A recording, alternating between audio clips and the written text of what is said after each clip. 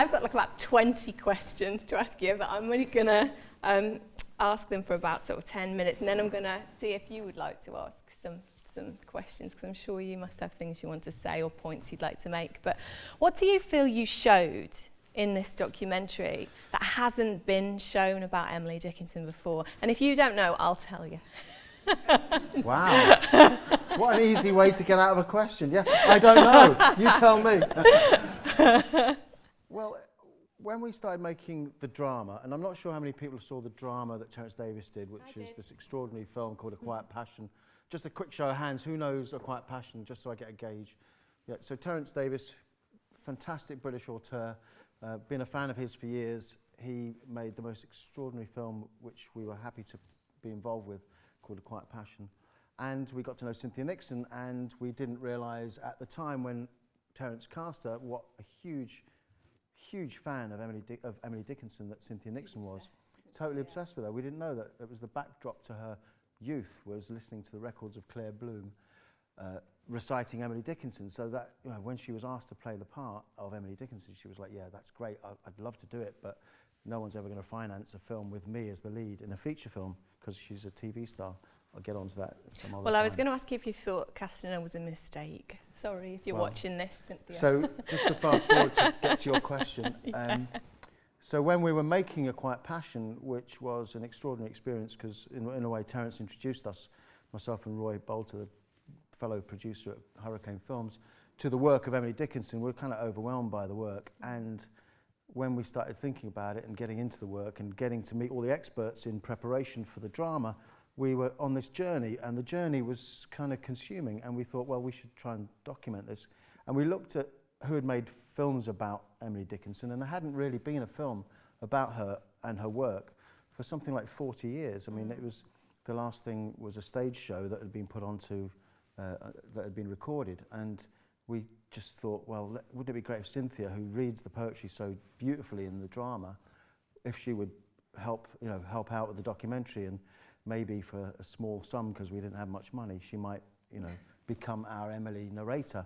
And she was just, as I say, consumed by Emily Dickinson, and said yes straight away to being the narrator. So then we knew we probably could tell the story of Emily Dickinson and tie it together with the quiet passion of Terence Davis. Because you didn't want to stray, I guess, into that territory, and the film kind of does focus on her solitude, whereas this documentary was focusing very much, I felt, on her connections with the world, particularly written connections.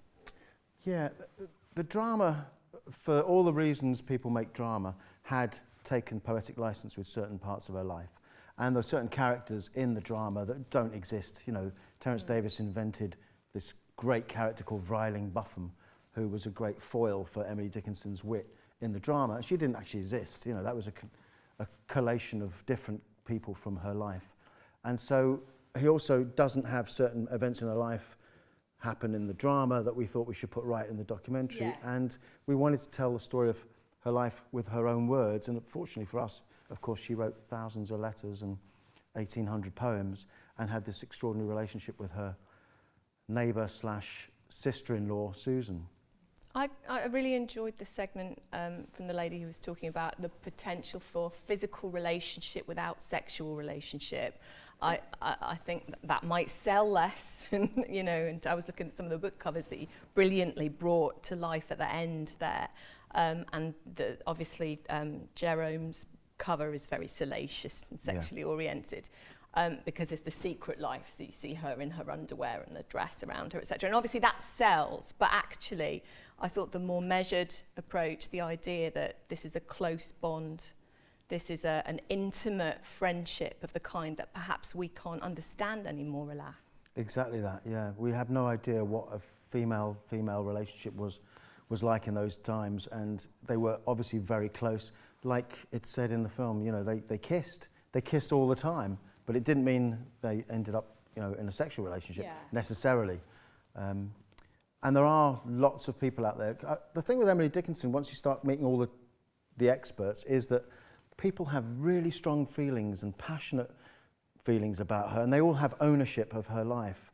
And when you start trying to invade that world, they all have their own kind of ideas to protect and their own part of Emily Dickinson's life to protect. How did you find them? There's a very mixed group of people, weren't they? Well, when we were doing the recce for A Quiet Passion, the drama, we went out to Amherst quite 3 times actually. We went to Amherst where the house that she lived and died in still exists and is a museum. That's what we replicated, inch by inch on a stage in Belgium when we shot the studio. Oh, so they didn't let you film inside the house? No, well, it's a museum and it's a living, breathing kind of, artifact. Okay, so and to be fair, camera crews, as people know, are not the most caring when they walk into a building. So you don't want a camera crew anywhere near your house ever. And so we rebuilt the whole thing in Belgium on a stage, and you build it times 1.5, so you've got more space, because it doesn't look that big. It looks the same size if you just multiply by like 1.5, 2. So we rebuilt the whole ground floor in a stage in Belgium. And I've forgotten the question, I've gone off track. How did you find the expert? Oh, so how did we find the expert? So we made a number of trips to the Emily Dickinson Museum, and we met the curator, Jane Wald, who lives and works in Amherst, Massachusetts. And she introduced us to several experts that live locally and then told us of those that we needed to speak to. And Terence very much wanted them to be on side with the project when we were going out looking for locations, when we didn't really know where we were going to shoot.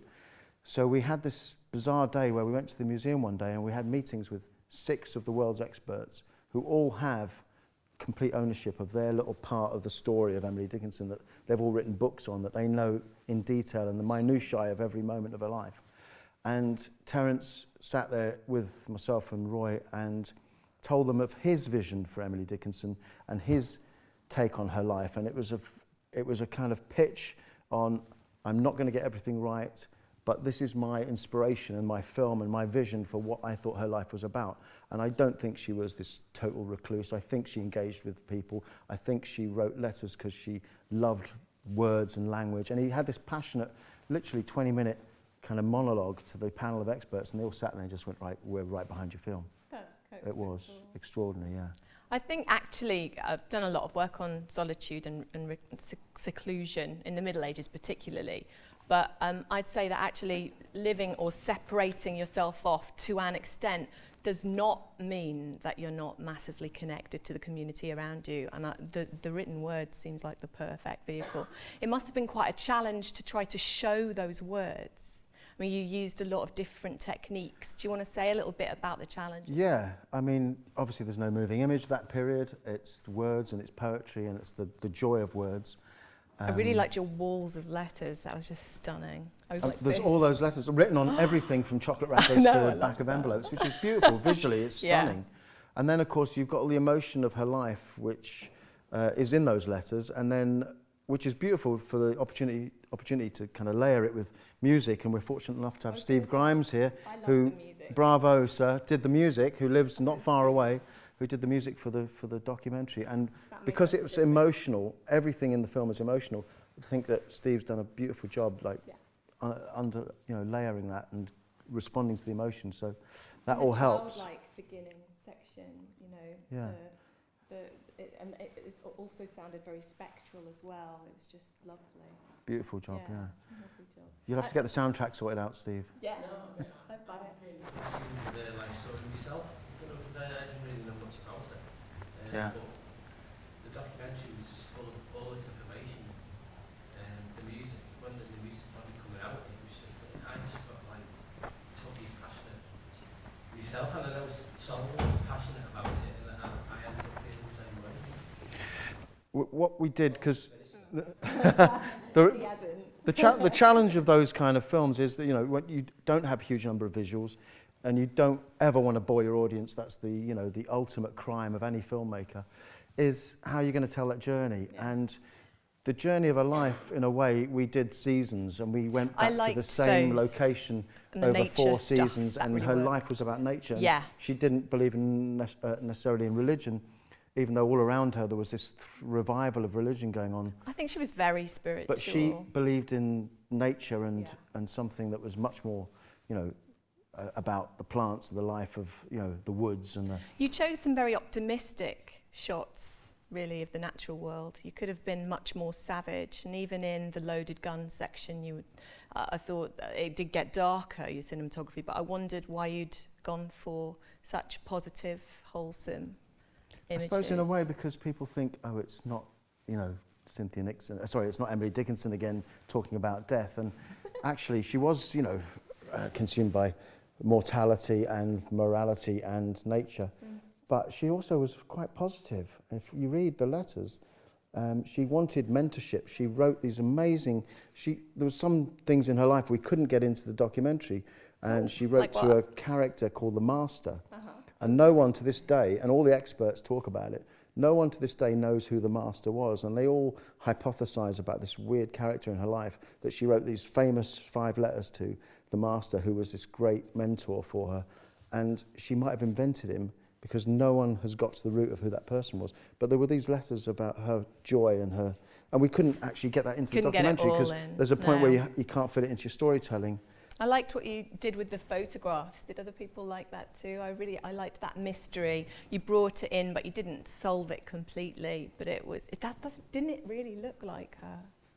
I suspect it probably is her at an older age. Extraordinary, that find. Yeah. And I love the way that, you know, Chris talks about, look, imagine being famous for, you know, a photograph of you when you're 16. Can I say, as a medievalist though, that man should have been wearing gloves.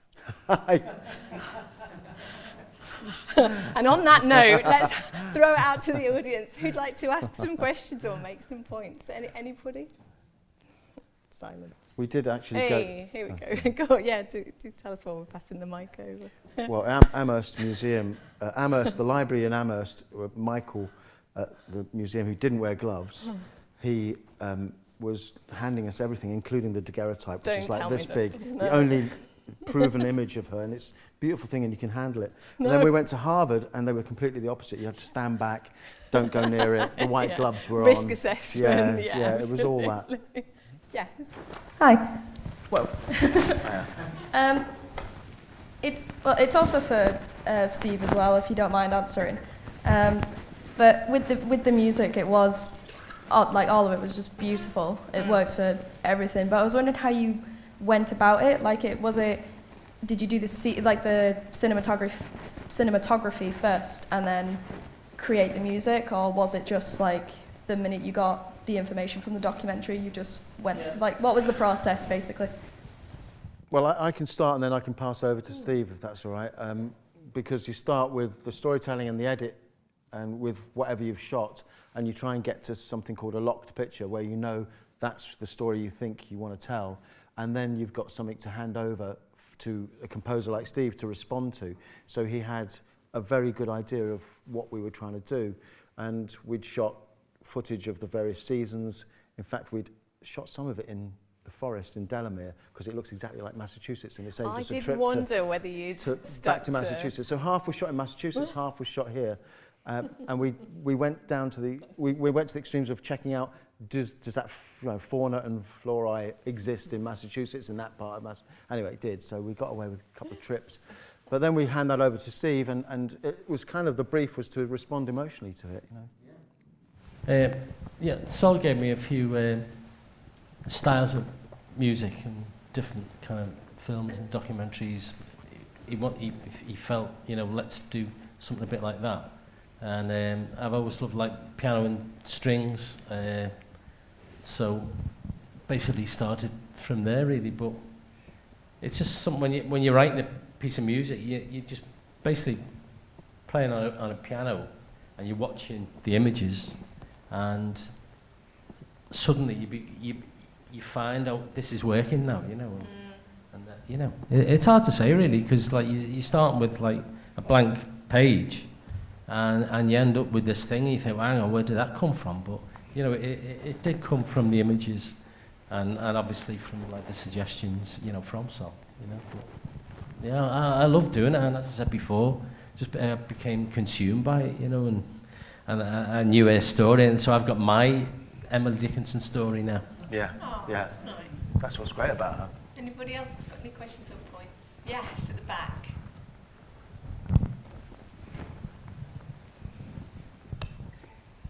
This is a hypothetical question, But if you could travel back in time and meet Emily Dickinson and ask her one question, Oh, blimey. what would it be? What would it be? That's such a good question. Thank you. That is such a good question. I enjoyed the film, thank you. You're welcome. It is a really great question. Why didn't I ask the experts that? I'd quite like to go back in time and ask all the experts what their response to that would be. There are quite a number of mysteries about Emily Dickinson, and to be like buses, you know, you make one film and suddenly 2 or 3 come along about the same subject. There has just been another film made about Emily Dickinson, and it's about the relationship between her and Susan, and that mystery of that relationship, and because it was the longest lasting relationship that was muse and mentor, and it lasted for the majority of her life. I guess I'd want to know about the reality of that relationship. I want to know about God, about her relationship with God, because it seems to me that he's Another good- actually guiding everything, but she's wrestling, and the doubt and faith that are intertwined. And actually, I think you brought that out, that faith is doubt. That was something you focused on, wasn't it? Yeah, she had a different type of faith. Yeah. It wasn't we must go and sit on a pew on It wasn't a Sunday morning. institutionalised. Yeah, Yeah, exactly. absolutely, but there's And no to less have real that for thinking that. at that time as a woman was extraordinary, Yeah. and she was way ahead of her time. What would you ask her?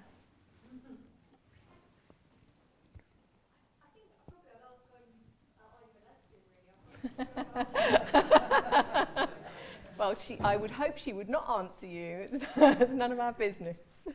So that's what the film that's just come out talks about and tries to portray that Does it relationship. portray her as if she is? I haven't seen the film. It's called Wild Nights. I shouldn't be plugging someone else's film, but I'm intrigued. Don't buy it. We'll show it next year. Yeah. Keep the Emily Dickinson thing going. But actually, you are going to release this, aren't you? Yeah. Do you want to talk a bit about that, and also about any future projects you've Yeah, got? sure.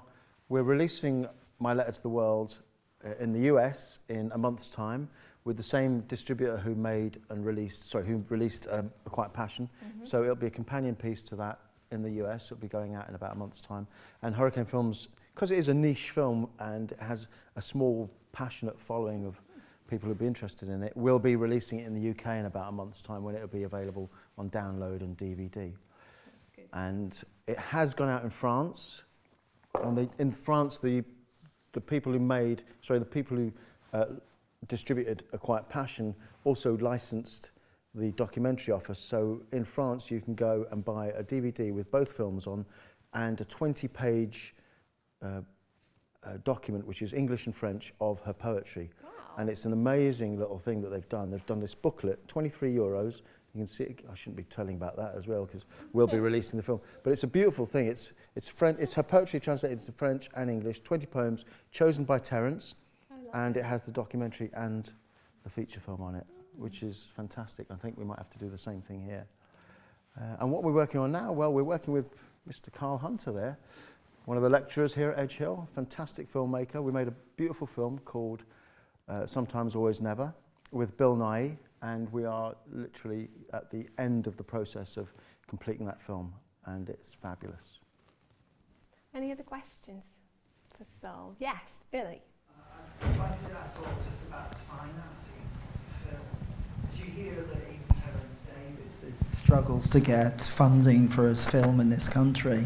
Was it easier because of the subject matter? Was there more people interested in funding because it was Emily Dickinson? Is there an estate? Did they help with funding the film, etc.? I bet Cynthia Nixon helped. We tried all the above. Yeah. Financing of any film is notoriously difficult and a slightly crazy Wild West of characters that you start to meet when you're trying to finance a feature film. Fortunately for us, we'd made A Quiet Passion and we'd met some financiers who also invested in Carl's film, and they loved and fell in love with Emily Dickinson, and they said, how much would it be for your documentary? And we said, this amount. And they said, okay, we'll give it to you. And it was amazing that they coughed up what it required for us to go out and make the film, which was about a fifth of what we really needed, but we did it as you do because it was a passionate, project that we all believed in. And fortunately, I hope they can get their money back, but who knows? It'll start going out in the next couple of months and we'll see. I have one last question, which is, do you have any advice? Some of our students are here, and and they'll be watching this as well online, I hope too. Do you have any advice for them about how to keep believing in the possibility of an arts career and a creative industries career? Because I think that is so important. Film is notoriously difficult to finance, but these days the technology is so accessible that you can tell a story on your phone with the right group of people. And I would say nothing should stop you going out and trying to do the film you want to make, whatever the sense you've got, whatever technology you've got access to. Don't hang around for financiers or people to, you know, say that's something I want to get behind. Just try and get out there and make it, really. The old punk attitude still burns bright inside me.